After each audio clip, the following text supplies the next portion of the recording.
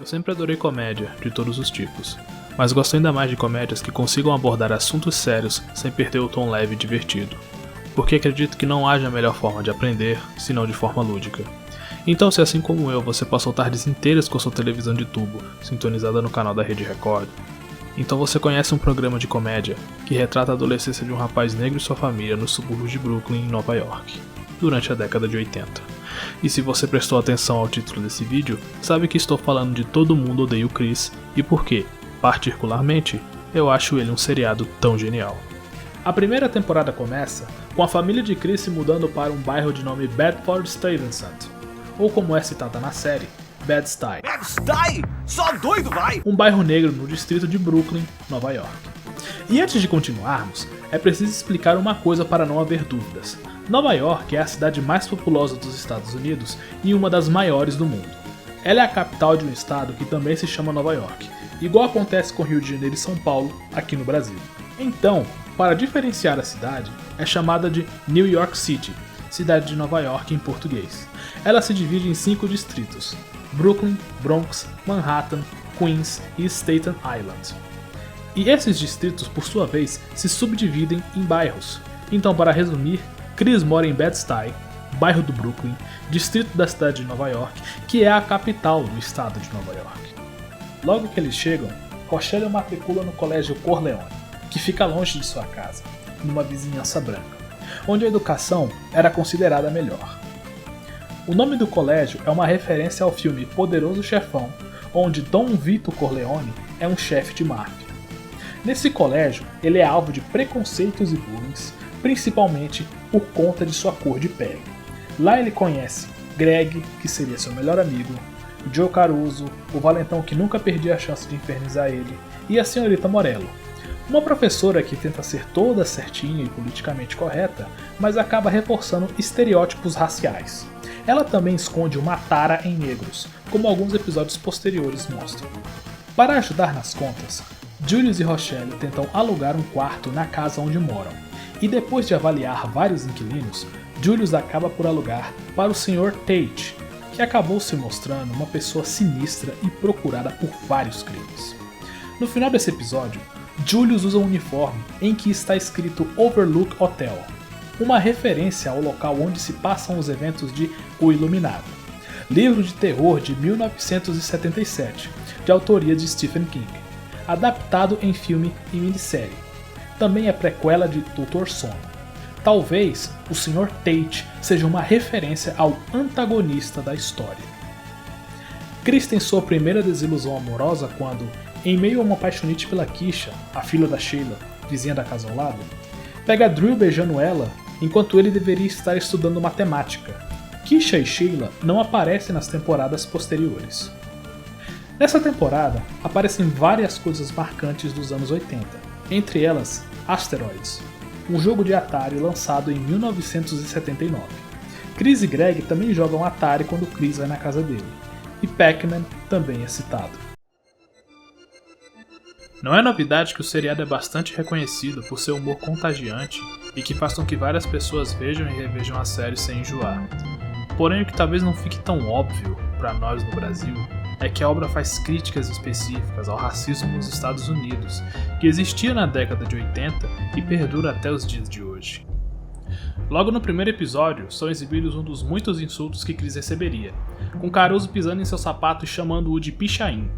É óbvio que Chris se incomoda, é óbvio que ele reage, e mais tarde Caruso lhe rouba seu passe de ônibus.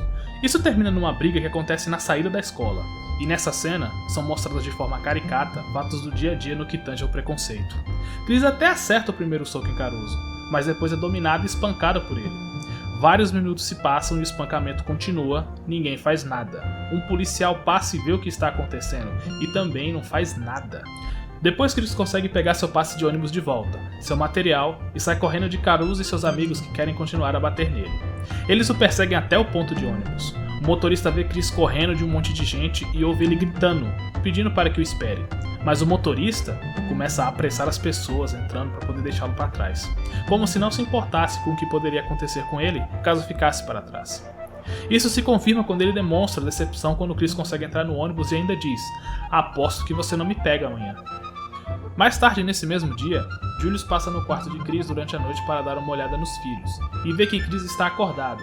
Ele pergunta como foi o dia dele na escola e Chris não fala sobre Caruso com o pai, porque lembra que o pai estudou durante a época do movimento pelos direitos civis, e comparado a isso, nem Caruso nem a briga pareciam grande coisa. Foi tudo bem na escola? Eu não falei da briga pra ele. Meu pai foi pra escola na época dos direitos civis. E depois dos jatos d'água, dos tanques e da cachorrada te mordendo, sei lá, Joey Caruso não era páreo. Para compreender o movimento dos direitos civis, temos que entender que, mesmo depois da abolição da escravatura nos Estados Unidos, nada foi feito para que se garantisse os direitos básicos aos ex-escravos. Muitos grupos sulistas não aceitavam a ideia de que os negros libertos possuíssem direitos iguais aos dos brancos. Então, muitas políticas segregacionistas foram aplicadas, como leis anti-miscigenação, que proibiam casamento entre brancos e negros. No sul dos Estados Unidos, um conjunto de leis desse tipo foram adotadas, no que seria conhecido mais tarde como Leis Jim Crow, que legalizaram a segregação racial nos Estados Unidos. A Ku Klux Klan também cria mais força nessa época. Em resumo, as Leis Jim Crow definiram, por exemplo, que os negros não podiam ocupar os mesmos locais que os brancos em serviços públicos como escolas, transportes e hospitais, e privados como hotéis, restaurantes e teatros. O estopim para uma mudança drástica disso se deu em 1955, quando Rosa Parks, membro da National Association for the Advancement of Colored People, NAACCP, Associação Nacional para o Progresso de Pessoas de Cor em português, negou-se a ceder seu lugar para uma pessoa branca quando o ônibus em que estava lotou, coisa que, pelas leis segregacionistas, ela deveria ter feito. E após ser presa e liberada depois de pagar fiança, ela se junta ao pastor batista Martin Luther King Jr. Juntos, organizam um boicote contra o sistema de ônibus que durou mais de um ano. Até que, em 1956, a Suprema Corte dos Estados Unidos declarou como inconstitucional a segregação racial em transportes públicos. Depois disso, em 1963, Luther King lidera a Marcha sobre Washington, que reuniu cerca de 250 mil pessoas. Vale lembrar que esses movimentos se basearam em resistência pacífica, o que acabou contribuindo para a aprovação de leis que garantiam direitos à população afro-americana, como a Lei dos Direitos Civis, que revogou as outras leis segregacionistas dos Estados Unidos. Chris só consegue estudar numa escola, em um bairro branco, por causa dessa lei. Alguns dias depois, o professor observa Chris jogar uma bola de papel no lixo, e sabe-se lá por que acha que ele é muito bom em basquete. Ele até diz que sabe que Chris passava muito tempo jogando basquete nas quadras do Harlem. Chris diz que ele mora em Bed-Stuy, e o professor pergunta qual a diferença, no que demonstra que o professor criou na mente um estereótipo de negro jogador de basquete. Eu só joguei uma bola de papel no lixo. Se um garoto branco tivesse jogado, ninguém ia prestar atenção. Mas como eu sou neguinho, olha só o que o técnico viu. E lá vai ele, o Dr. J, e ele salta inacreditável! Ele acaba entrando para o time, e os outros garotos dão boas-vindas a ele. Porém, o narrador fala que isso só acontece porque ele é do time, e se não fosse, seria espancado se tentasse interagir com eles. Agora olha o que aconteceria se eu não fosse do time de basquete.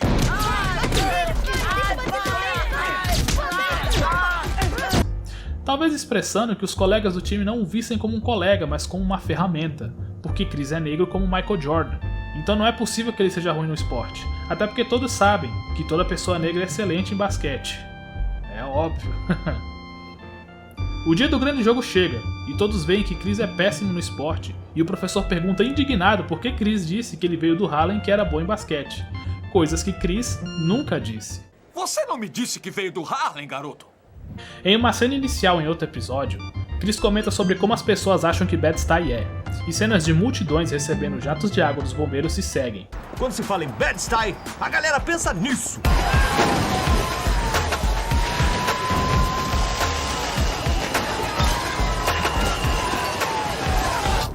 No que pode ser tanto uma alusão sobre a época da luta pelos direitos civis, quanto as pessoas acharem que, por ser um bairro negro, ele necessariamente é violento.